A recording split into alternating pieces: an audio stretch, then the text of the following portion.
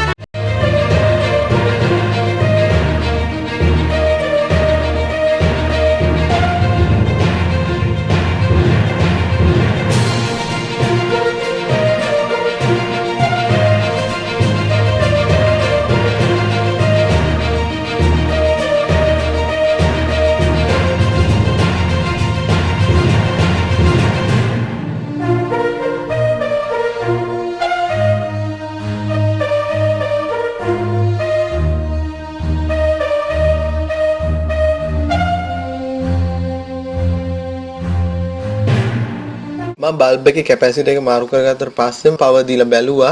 නමුත් මට බල්බ් එකෙන් කිසිම ප්‍රතිචාරයක් ලැබුණේ නැහැ. ඉතින් වැඩේ අතාරින්නේ නැහැ.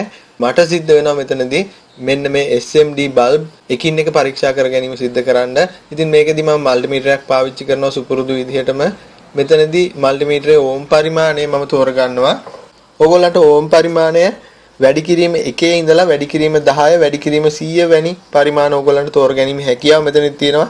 ඕම් පරිමාණය වැඩි කිරීම 1 කියන තැනට ඕගොල්ලෝ සීරු මාරු කරගත්තොත් ඕගොල්ලන්ගේ SMD LED බල්බ් එක හොඳින් පැහැදිලිව දැල් වෙනවා දකින්න හම්බ වෙයි. ඒ වගේම වැඩි කිරීම 10 වැඩි කිරීම 100 යන සීරු මාරු වලදී බල්බ් එකේ එළිය ටිකක් අඩු වෙනවා ඕගොල්ලන්ට බලන්න පුළුවන්. ඉතින් මම වැඩිම අවස්ථාවේදී තෝරගෙන බල්බ් එකින් එක පරීක්ෂා කර ගැනීම මෙතනදී සිද්ධ වෙනවා. අපි SMD LED බල්බ් පරීක්ෂා කරගද්දී අපිට ධනරින ભેදයක් තියෙනවා. ඉතින් මල්ටිමීටර් ප්‍රොබ් දෙක ඕගොල්ලෝ ධනරින හරියට නිවැරදිව SMD බල්බ් වලට තියලා බලන්න ඕනේ. බල්බ් දැල් වෙන්න නම්. ඉතින් මෙහෙම අපිට බලන්න පුළුවන් මෙන්න මේ පරිපතේ බල්බ් වලට හානි වෙලා තියෙනවද කියලා. ඕගොල්ලන්ට දකින්න හම්බ වෙන්නේ නැති එක් බල්බයක් හානි වීම නිසා මුළු පරිපතේම කිසිම බල්බයක් දැල් වෙන්නේ නැතුව යනවා. ඉතින් අපි මේ බල්බයත් හොට් එයා ගන්න එකක් භාවිතෙන් මාරු කරලා බලමු කොහොමද මෙන්න මේ බල්බ් එකේ ප්‍රතිචාර දැක්වීම කියලා.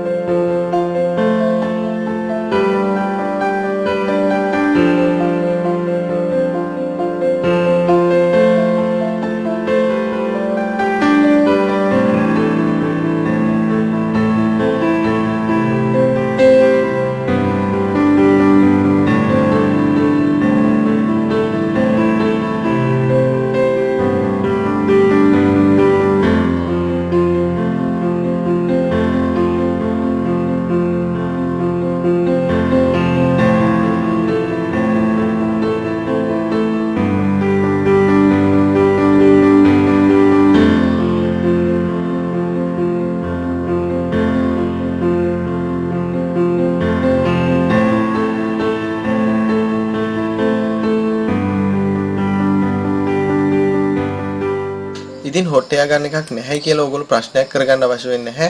මොකද මම මීට කලින් කරපු SMD LED වලට හොට් ගන්න එපා කියන වීඩියෝ එකේදී මම කතා කරා කොහොමද හොට් එයා ගන්න එකක් නැතුව SMD බල්බ ගලව ගන්න සහ සවි කරගන්න කියලා. ඉතින් මේ වීඩියෝ එක බලුවොත් ඕගොල්ලන්ට පුළුවන් අදහසක් ගන්න කොහොමද මෙන්න මේ බල්බ හොට් එයා ගන්න එකක් නැතුව ගලව ගන්න සහ සවි කරගන්න කියලා. මෙතනදී හොට් එයා ගන්න එකේ උෂ්ණත්වය 450ක් විදියටත් ඒ වගේම බ්ලෝ එකේ ස්පීඩ් එක මම මධ්‍යමගේ එකක් තියා ගන්නවා.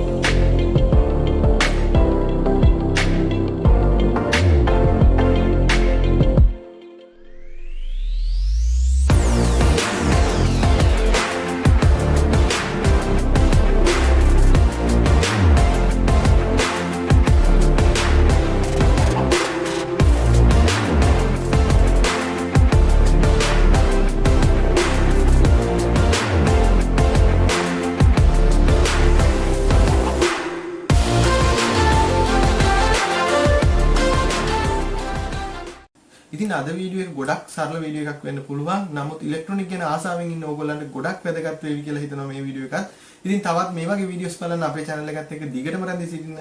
ඒ වගේම අපේ channel එක subscribe කරන ගමන් පල්ලෙහා තියෙන bell icon එක click කරලා තියාගත්තොත් අලුත් වීඩියෝ එකක් දාපු ගමන් ඕගොල්ලෝ ගාවටම ගෙන්න ගන්නත් හැකියාව ලැබෙවි. ඒ වගේම ඕගොල්ලන්ට තියෙන ප්‍රශ්න අනිවාර්යයෙන්ම comment section එකට දාන්න.